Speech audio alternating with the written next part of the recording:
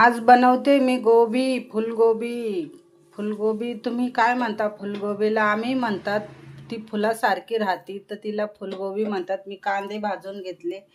गोबीची recipe बघितली का? खूप छान. असे गॅसवर कांदे भाजले तर खूपच छान लागते. मग त्यावर भाजून घ्यायचं तेल टाकून सनी.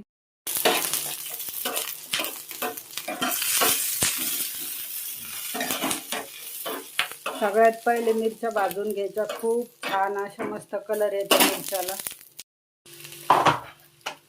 कांद्यामध्ये अशी हळद टाकायची. हळद टाकली तर खूप छान तरी येते मस्त पैकी.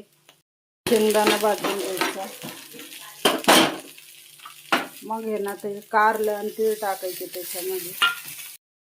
बघा किती छान भाजलं. असं मस्त भाजून घ्यायचं. खूप छान. कोथिंबीर आणि लसूण बी भाजून घ्यायचं त्याच्यासोबत. खूप हिरवगार मस्त कलर येतोय भाजीला.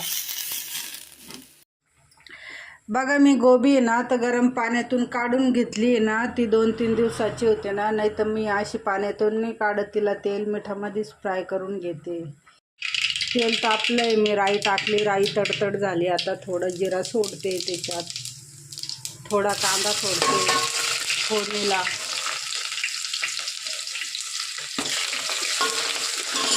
बघा कांदा किती छान मस्त लाल झालाय. आता थोडे हळद सोडू आपण. बघा मी गोबी सोडे. आता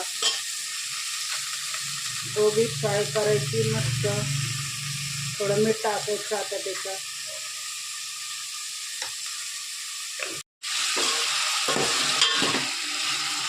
तेल मिठामध्ये फ्राय झाली आता गोबी.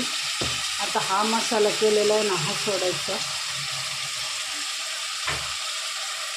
बघा मग झाली गोबीची भाजी रेडी. बघा किती छान मस्त. बघा किती अशी हिरवी हिरवी तरी आली आणि खूप छान लागते.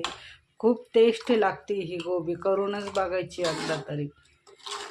इतकी टेस्टी लागते. आणि याच्यासोबत जर बाजरीची भाकर असली ना तर खूपच टेस्टी लागते. माझ्या हाताच्या 2 बी पोळ्या खाल्ल्या ना किती का भूक लागलेल्या असली तर खूपच पोट भरून जाते. बघा किती मस्त पोळ्या झाल्या आहे. बघा 3 टिफिन रेडी झाले आता माझे. आता 3 बाकी आहे. खूपच फार टाइम चालला जातो हे टिफिनमध्ये. कुठे आहे ग याचं झाकण? लाव ना. हाच आहे का? बघा मग झाले आता रेडी. आता